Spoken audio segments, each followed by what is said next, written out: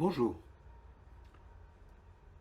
Prochainement, j'aurai le plaisir d'animer dans le cadre de l'UDA une formation à laquelle je serai heureux de vous accueillir. Elle comprendra 4 cours: la puissance des émotions en médecine, le mystère de la conscience, nos gènes sous contrôle et quatrièmement, la régulation biologique de nos comportements.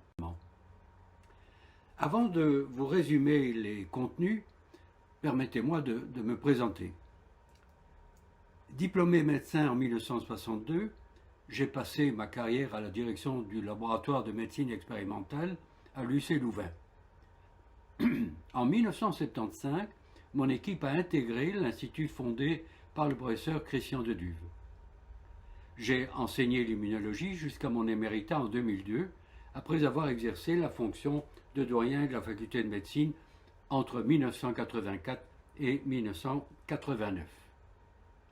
Ma spécialité étant l'immunologie, mon intérêt actuel pour la biologie du mental n'a rien de surprenant, tant les liens entre le cerveau et le système immunitaire sont étroits. Alors cette formation poursuit 3 objectifs. Tout d'abord, faire percevoir l'impact des émotions sur la santé et comment y réagir. Mais aussi, il faut satisfaire la curiosité envers les mécanismes cérébraux. Et enfin, le 3e objectif, c'est faire comprendre les interactions entre le corps et le mental.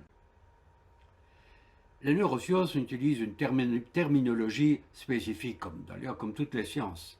C'est pourquoi je veillerai à éviter le jargon scientifique afin de rendre les contenus accessibles à tous.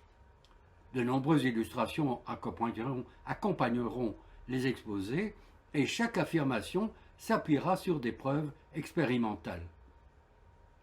Toutes les 15 à 20 minutes, des pauses seront prévues pour faciliter les échanges et clarifier les notions abordées. Enfin, avant chaque séance, vous recevrez une copie du diaporama et du texte, ce qui vous permettra d'identifier les passages les plus complexes et de préparer vos questions. En pratique, la formation se tiendra en 4 séances de 2 heures, les 30 juin, les 1, 2 et 3 juillet, de 10 à 12 heures, en présentiel et à distance via le logiciel Zoom. Pour vous donner un aperçu du contenu de la formation, je vous présente maintenant le programme des cours en commençant par la puissance des émotions en médecine. Nous examinerons d'abord certaines maladies étroitement liées aux émotions. Et puis, les effets placebo et nocebo nous offriront un éclairage original sur les liens entre mental et santé. Lors des essais cliniques, les patients sont répartis en 2 groupes. L'un reçoit le traitement testé, l'autre un simulacre de traitement. Bien que ce fictif, ce dernier peut induire chez certains patients des effets bénéfiques que l'on dit placebo, du latin placere, je plairai. Ou au contraire, ça peut donner des effets indésirables, dits nocebo, du latin nocere, je nuirai. Nous décrirons ensuite les mécanismes biologiques à l'origine de ces réactions tout à fait inattendues, avant de terminer par les applications thérapeutiques qui en découlent. Le cours 2 porte donc sur le mystère de la conscience et abordera les grandes questions qui entourent ce phénomène.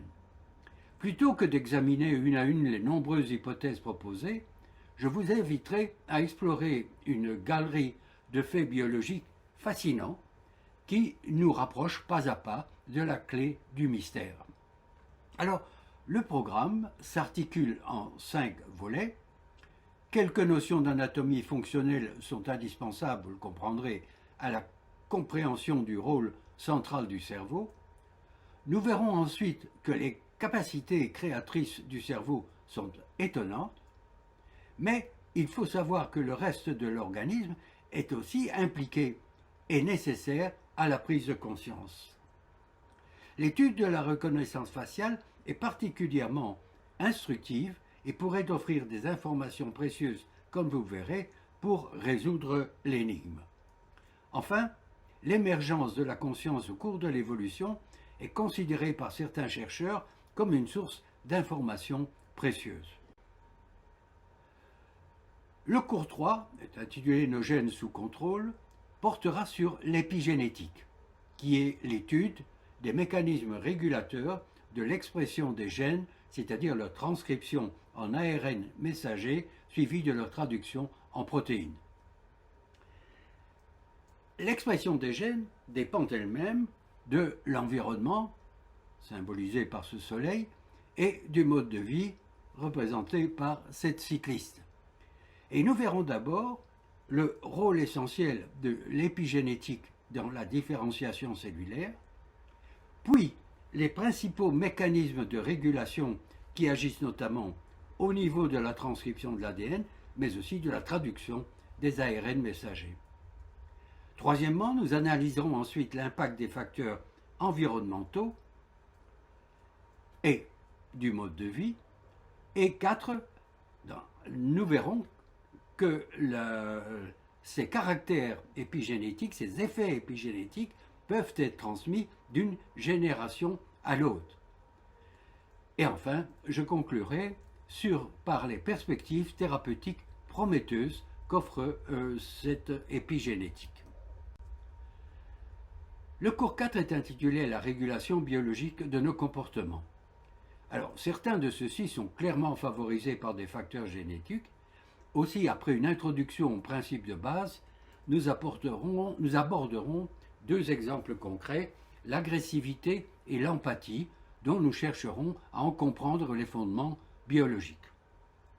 Une 4e partie explorera les mécanismes cérébraux liés à l'expression de la volonté, avant de conclure sur une réflexion autour de la question du libre arbitre.